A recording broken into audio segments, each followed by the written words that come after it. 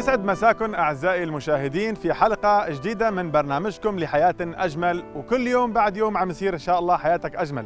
اليوم رح نبدأها بالتفاؤل ونكون متفائلين إن شاء الله أن رح تكون حياتنا أجمل. التفاؤل اللي هو أصلا يولد معنا ونحن أطفال، ولكن في كثير من الأحيان التربية والبرمجة أو العنف البرمجي اللي بصير من عند الآباء والأمهات يتغير هذا التفاؤل إلى تشاؤم، وأحيانا كثيرة في تعرضنا لكثير من التحديات في حياتنا. لذلك الطفل عندما يولد ربنا سبحانه وتعالى بيخلقه وهو مفعم بالنشاط والحيوية والتفاؤل. التفاؤل يولد النشاط والحيوية والحماس المستمر، ولكن بعد ما الإنسان يبدأ يشوف تحديات في حياته ويدخل في الواقع أكثر بيتأثر سلبا وبصير عنده تشاؤم. لذلك مهم جدا وخاصة للأم دور كبير جدا جدا في الحفاظ على تفاؤل طفلها والحفاظ على أفكاره الإيجابية.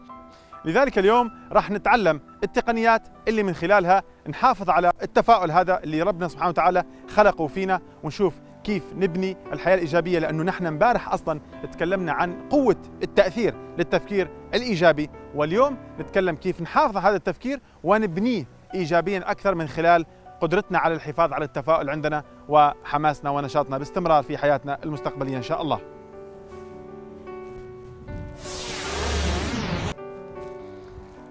تفاءلوا بالخير تجدوه، وكان الرسول عليه الصلاة والسلام دائما يحب الفأل الحسن ويكره التطير والتشاؤم.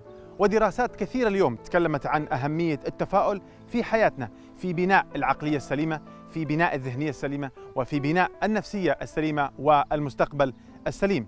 هيلين كيلر اللي أذهلت العالم في إنجازاتها تكلمت وقالت بعد ما فقدت كل حواسها وصار عندها إنجازات عظيمة جدا، قالت كل ما يغلق باب يفتح باب آخر، ولكن الخطأ أحيانا عند الناس أنه يبقى ينظر إلى الباب المغلق فقط ولا يذهب إلى الباب المفتوح.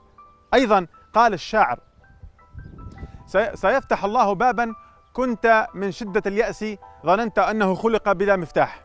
يعني اليوم أنت تكون عندك التشاؤم والتطير، تفكر أنه هذا الباب مسدود، ولكن ربنا سبحانه وتعالى قادر أنه يفتح هذا الباب. لذلك خليك متفائل. كثير من الدراسات تكلمت عن هذا الشيء. دراسة في سنة 98 تكلموا فيها عن وعملوها على طلاب المرحلة الجامعية، وشافوا أن الطلاب المتفائلين الخلايا المساعدة عندهم في الدماغ كانت نشيطة جدا، وكان يضعف التفاؤل من الخلايا القاتلة، مما يؤدي إلى تقوية جهاز المناعة، تقوية التركيز عندهم والاستيعاب. هذا كله بسبب الفأل الحسن. دراسة أخرى عملوها بعام 2012 على مجموعة من الناس المسنين حتى يشوفوا شو هو السبب بأنه أعمارهم كبيرة، ولاحظوا كانت المفاجأة أنه كان سلوكياتهم وعمرهم الطويل يعكس أفكارهم الإيجابية وتفاؤلهم المستمر اللي كانوا يعيشوه. بالإضافة إلى دراسة تمت على 97 ألف امرأة لمدة 8 سنوات، اكتشفوا بعديها أنه النساء اللي كانوا متفائلين جدا كان أكثر نجاح في حياتهم المهنية، أكثر نجاحا في حياتهم الزوجية، وأكثر نجاحا في الحفاظ على صحتهم النفسية. وأيضا أدت هذه الدراسة إلى نتائج مذهلة، أنه النساء المتفائلات كانت أقل عرضة من الإصابة من أمراض القلب في 9%، والأمراض الأخرى بدرجة تقريبا نسبة 14%. وهذا الشيء كان أيضا أعطى بالنتائج أنه النساء المتفائلات كانوا أكثر قدرة وأكثر رغبة في التدين. من هذا الشيء بنشوف قديش مهم اليوم التفاؤل عزيزي المشاهد. لذلك نحافظ على نفسنا دائما متفائلين ونبني الأفكار الإيجابية اللي نحن بنتمناها. لكن هذا الشيء كيف ممكن يكون؟ تقنية بسيطة جدا اليوم أنت ممكن تقوم فيها عزيزي المشاهد.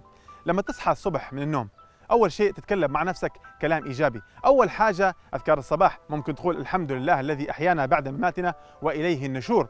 لذلك نبدأ بأذكار الصباح.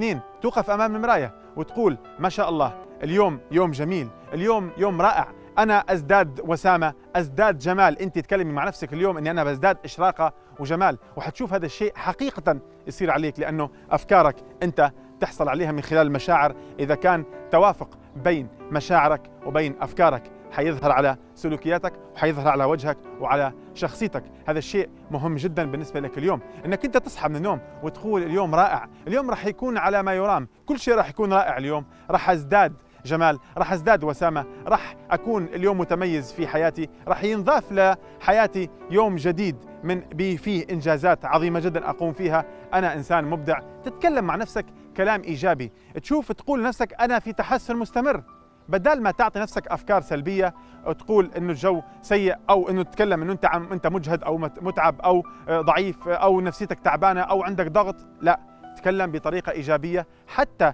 تفرغ الكلام السلبي، تفرغ السلبيات اللي عندك، تفرغ الضغط النفسي اللي عندك، وتحاول بناء العقليه الايجابيه من خلال التفاؤل. بهذه التقنية البسيطة عزيزي المشاهد نختم حلقتنا اليوم اللي تكلمنا فيها عن التفاؤل وقوة التفاؤل، وأنا متأكد أنه أنت من اليوم راح تكون متفائل جدا، وراح تبدأ كل يوم تعطي نفسك الرسائل الرائعة جدا تصحى عليها الصبح وتنام عليها في الليل، لأنه العقل اللاواعي يعمل على آخر تجربة وعلى أول تجربة. لذلك حافظ أنه تكون أول تجربة أول ما تفيق من النوم تكون إيجابية، ولما بدك تنام تكون هي كمان تجربة إيجابية وكلام إيجابي وتحفيز لنفسك. وهذا الشيء راح يخليك في طول الليل عقلك يبني ويعزز القناعات والأفكار الإيجابية، وتصحى بنشاط وحيوية لا مثيل لها في اليوم التالي إن شاء الله. وهيك بتصير عندك عادة تكون الشخصية تبعك، وبالتالي تكون المصير تبعك اللي أنت تفائلت به بناء على كلام رب العالمين في الحديث القدسي الشريف لما قال أنا عند ظن عبدي